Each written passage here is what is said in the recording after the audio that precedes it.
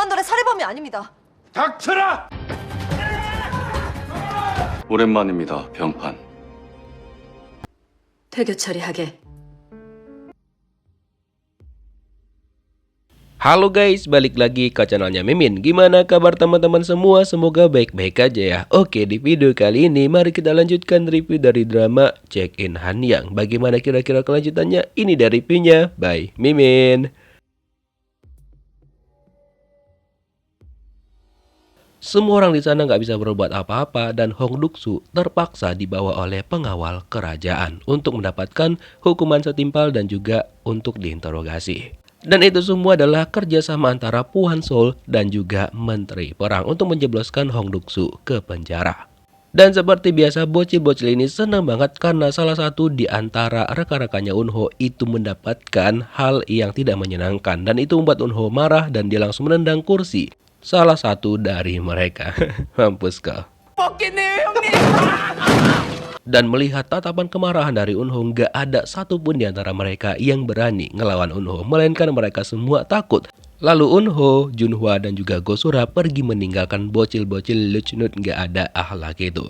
Sementara itu ibunya Hong Duk-soo diberitahukan sama saudaranya Duk-soo bahwa Duk-soo itu dibawa ke biro kepolisian dan ibunya langsung pergi ke sana bergegas dan dia percaya bahwa anaknya itu tidak melakukan kesalahan apapun. Tapi biro kepolisian tidak mengizinkan ibu Duk-soo untuk ikut campur karena Duk-soo harus segera diadili. Dan tidak membiarkan teman mereka merasa kesulitan, Eun-ho, Junhwa dan juga Go-sura pergi diam-diam keluar dari Yongchunru, tapi malah kelihatan sama salah satu staf di sana. Terus kan Menteri Perang langsung menginterogasi Duk-soo. Duk-soo mengatakan bahwa bukan dia yang ngekill si pemilik sertifikat merah itu. Dan gak lama setelah itu sampailah di sana Eun-ho, Junhwa dan juga Go-sura. Mereka nggak tega melihat Duk-soo diperlakukan seperti itu. Terus si Menteri Perang itu enggak puas dengan jawaban yang diberikan sama Hong Duk-soo. Jadi dia itu memaksa Hong Duk-soo untuk mengakuin semuanya. Tapi Duk-soo bilang iya bukan dia pelakunya gitu. Dan ketika Eun-ho melihat sobekan dari sertifikat merah itu, akhirnya dia ingat kejadian di malam itu. Dan pedang yang dibawa sama Menteri Perang yang merupakan barang bukti itu memang merupakan pedang dari salah satu pangeran dan kemungkinan memang punyanya Eun-ho. Cuma dia bingung kenapa pedang itu ada di sana dan ditemukan sebagai barang bukti. Karena Hong Duk-soo tidak mengakuin perbuatannya, akhirnya dia dijebloskan ke penjara sampai dia benar-benar bertobat dan juga mengakuin semuanya. Sehingga dia bakal mendapatkan hukuman selanjutnya. Eun-ho dan juga Junhwa bakal berusaha untuk mencari cara bagaimana untuk mengeluarkan Hong Duk-soo dari sana. Sementara Go-sura dia bingung mau melakukan apa, jadi dia membiarkan temannya pergi begitu aja. Sambil berharap bahwa mereka benar-benar bisa menemukan solusi untuk menyelamatkan Hong Duk-soo. Sementara itu bocil-bocil ini ngadu nih sama mentor mereka bahwa 3 orang tingkat dasar yang lainnya teman-temannya Hong Duk-soo itu pergi secara diam-diam tanpa pamit kepada mereka.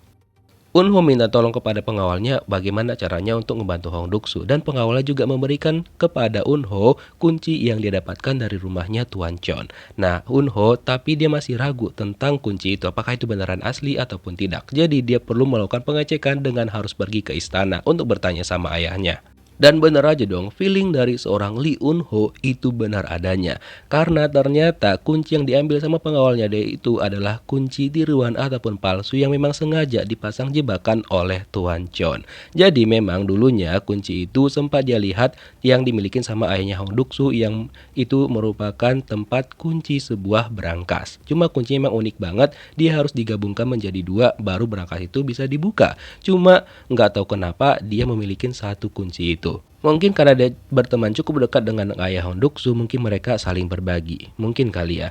Nah, kunci yang aslinya dia simpan di kotak yang ada di atas mejanya dia. Hah, pintar juga ya. Terus Chanwe Junhwa datanglah menemuin ayahnya Chon Bang-ju. Jadi dia meminta tolong sama ayahnya untuk memberikan dia beberapa uang agar dia bisa membebaskan temannya dia Hong Duk-soo. Tapi ayahnya itu menolak permintaan yang diajukan sama Junhwa.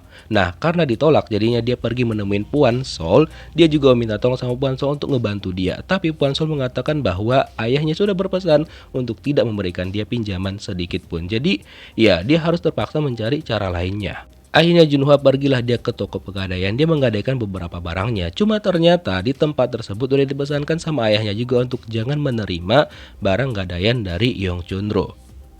Namun Junhwa nggak menyerah, dia bilang bahwa dia harus segera mendapatkan barang tersebut dan dia bernegosiasi dengan si bapak dan mengatakan bahwa barang-barang dia itu benar-benar unik dan juga langka. Hingga akhirnya diberikanlah dia 1 keping perak. Walaupun sebenarnya masih kurang, ya terpaksa Junhwa mencoba, siapa tahu ya kan nanti setelah dia menemuin menteri perang itu berhasil untuk melakukan pembujukan pembebasan Hong Duk-soo. Sementara itu Eun-ho akhirnya sampai ke istana dan dia melakukan pengecekan bahwa betul bahwa pedang tadi itu adalah pedangnya dia. Dan dia tahu betul semua itu sudah direncanakan sama si menteri perang untuk menjebak dia agar dia enggak jadi dilantik menjadi putra mahkota. Tapi yang dilantik adalah si cucu dari menteri perang. Di sisi lain, Go-sura yang balik sendirian ke Yongchunru, dia membersihkan dan juga mengerjakan tugas dari teman-temannya. Diejeklah dia sama bocil-bocil Luchnutz. Ditambah lagi kan mereka ngadu sama mentor mereka. Namun Go-sura sampai sekarang tidak mau terpengaruh dengan omongan mereka karena dia hanya percaya omongan teman-temannya dia. Hingga saat ini Hong Duk-soo masih tetap mendekam di penjara dan di sini diceritakan tersirat bagaimana Hong Duk-soo itu diselamatkan pertama kali oleh ibunya yang sekarang. Jadi pada waktu itu Hong Duk-soo dikejar-kejar sama pengawal-pengawal. Lalu ibunya menyembunyikan Hong Duk-soo di tempat yang kumuh yang menurut prajurit tersebut adalah tempat yang menularkan penyakit sehingga mereka nggak jadi melanjutkan pencarian. Dan saking khawatirnya dengan Hong Duk-soo, ibunya langsung bangun dari tidurnya dan berencana bakal pergi mengunjungi Hong Duk-soo di penjara. Nah ketika dia mau pergi, dia didatanginlah sama Puan Sol dengan memberikan dia beberapa uang. Ini maksudnya gimana coba si Puan Sol ini? Sementara itu Junhwa tampak pergi menemui menteri perang. Jadi di sini dia memberikan perak yang dia terima tadi yang sudah dia gadaikan beberapa barangnya. Jadi dia memperkenalkan diri sebagai anak dari Chon Bang-ju. Jadi dia meminta tolong sama menteri perang untuk membebaskan Hong Duk-soo. Cuma ternyata si menteri perang itu enggak mau melakukan hal itu. Apalagi kan barang yang diberikan sama Junhwa ini adalah barang yang menurut menteri perang itu kurang berharga sama dia. Yang diharapkan itu kan minimal-minimalnya emas gitu. Tapi ternyata ya yang dia kasih adalah perak doang. 아껴 쓰셔야 합니다. Lee Eun-ho meminta tolong sang pengawalnya untuk memberikan dia obat oles. Nah, ternyata obat oles itu bakal diberikan Eun-ho kepada Hong Duk-soo karena dia kasihan dengan keadaan Hong Duk-soo saat ini yang berada di penjara dan juga sempat dipukulin tadi. Sebelum Eun-ho datang, orang tuanya Duk-soo itu datang terlebih dahulu, di mana mereka menyogok pengawal di sana agar mereka bisa masuk dan juga memberikan makanan kepada Hong Duk-soo. Untung aja diizinkan, lalu Duk-soo makan berdua bersama dengan ibunya. Dan dia menceritakan semuanya, bagaimana dia bisa masuk ke situ dan apa tuduhan yang dia terima. Dan dia meminta maaf juga sama ibunya atas apa yang dilakukan, karena itu demi dia bisa masuk ke Yongchunru. Karena itu adalah satu-satunya cara agar dia bisa masuk ke Yongchunru dan dia berjanji bakal segera menyelesaikan masalah tersebut. Tak lupa ibunya juga cerita ketika mereka dalam perjalanan ke sana ternyata mereka didatangin sama Puan dan mereka memberikan uang. Nah disinilah Duk-soo itu menjadi semakin curiga dengan gerak-geriknya si Puan ini. Tambah lagi kan Puan memberikan dia itu poster pencarian Hong Duk-soo. Emosi di dalam tubuhnya Hong Duk-soo itu semakin membara dan dia semakin ingin membalaskan dendam ayahnya kepada Puan Sol Jae-hwa. Makanya setelah itu Hong Duk-soo berakting mengatakan bahwa perutnya sakit banget pengen ke toilet gara-gara makan makanan yang diberikan ibunya tadi. Dan tapi dia nggak diizinkan untuk keluar tapi dia mencuri kunci dari pengawal di sana. Hingga akhirnya Hong Duk-soo berhasil keluar dan dia langsung pergi kabur dari sana. Tapi nggak lama setelah itu dia ketahuan dan para pengawal pun langsung melakukan pengejaran kepada Hong Duk-soo. Hong Duk-soo lari secepat mungkin agar dia tidak tertangkap karena tujuannya adalah untuk pergi menemui Puan Sol. Yang ternyata Puan Sol itu sudah diberitahukan sama salah satu anggotanya bahwa Hong Duk-soo itu sempat kabur dari penjara. Cuma dia nggak nyangka bahwa Duk-soo itu sudah ada di sana. Tapi sebelum tepat dia bertemu dengan Puan Sol, belum berbicara, dia akhirnya tertangkap sama pengawal dan dimasukkan lagi ke penjara. Terus kan Wei Junhwa putus asa banget karena dia nggak tahu lagi apa yang harus dilakukan untuk menyelamatkan Hong Duk-soo. Akhirnya dia pergi menemui ayahnya lagi dan kali ini dia berlutut di depan ayahnya dan mengatakan bahwa dia pengen banget ayahnya ngebantu dia untuk segera membebaskan Hong Duk-soo karena Duk-soo adalah temennya dia. Namun ayahnya tidak setuju dengan pendapatnya Junhwa bahwa Duk-soo itu nggak bisa dianggap teman, bahkan Puan Sol sekalipun nggak bisa dianggap teman. Mereka hanyalah bawahan dari Junhwa untuk disuruh-suruh. Ya sudah, Junhwa bilang oke, dia minta tolong untuk bawahannya dibantu sama ayahnya. Hingga akhirnya Chon Bang-ju pun mau menurutin permintaan anaknya dan bilang bahwa oke, dia bakal membantu untuk mengeluarkan Hong Duk-soo. Teruskan akhirnya Eun-ho sampailah dia ke penjara dan melihat keadaan Hong Duk-soo. Sesampainya dia di sana, Duk-soo itu udah tertidur dan dia kasihan banget. Walaupun sebenarnya dia sempat meninggalkan obat yang mau dia kasih sama Duk-soo tadi. Keesokan harinya, Menteri Perang bersama dengan istrinya sedang berbincang-bincang dan istrinya pengen untuk mempercepat pelantikan cucu mereka sebagai putra mahkota. Tapi Menteri Perang bilang bahwa tenang aja, dimiliki sebuah rencana dan bakal melibatkan Chon Bang-ju dan juga Chun Jun-hwa. Namun, gak lama setelah itu, istrinya mendapatkan kiriman dan dia memberikan itu kepada suaminya. Nah, karena emang kiriman itu untuk Menteri Perang yang ternyata isinya sebuah perak juga dan ada pesan untuk menemuin di biro kepolisian. Bingunglah si Menteri Perang, nah ini kok siapa nih yang nyuruh dia bertemu di sana?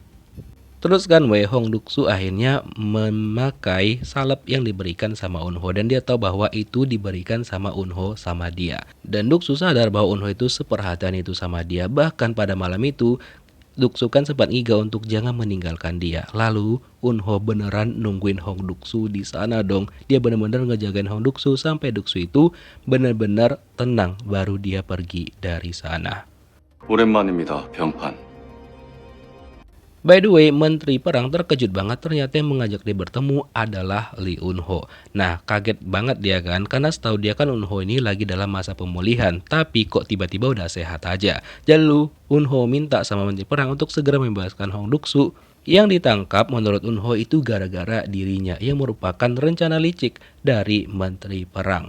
Hingga akhirnya Menteri Perang mention kepada Eun-ho untuk cucunya lah yang dilantik sebagai putra mahkota. Eun-ho bilang dia nggak masalah akan hal itu, yang penting raja nantinya itu bisa memimpin dengan baik. Itu yang dia inginkan. Walaupun begitu, si Menteri Perang ini bilang bahwa dia bakal tetap memastikan penyelidikan penghilangan nyawa itu tetap dia selidikin sampai tuntas. Agak lain. Setelah itu akhirnya Hong Duk-soo dinyatakan bebas. Walaupun Duk-soo bingung siapa yang ngebebasin dia, intinya dia udah dibebasin dan sudah dikeluarkan dari penjara. Pokoknya dia udah aman lah. Habis itulah ayahnya Junhwa datang menemuin Menteri Perang dan juga pengen bernegosiasi. Menteri Perang bilang ya dia telat karena Hong Duk-soo itu udah dikeluarkan sama dia karena keduluan sama seseorang yang dia nggak mau menyebutkan identitasnya.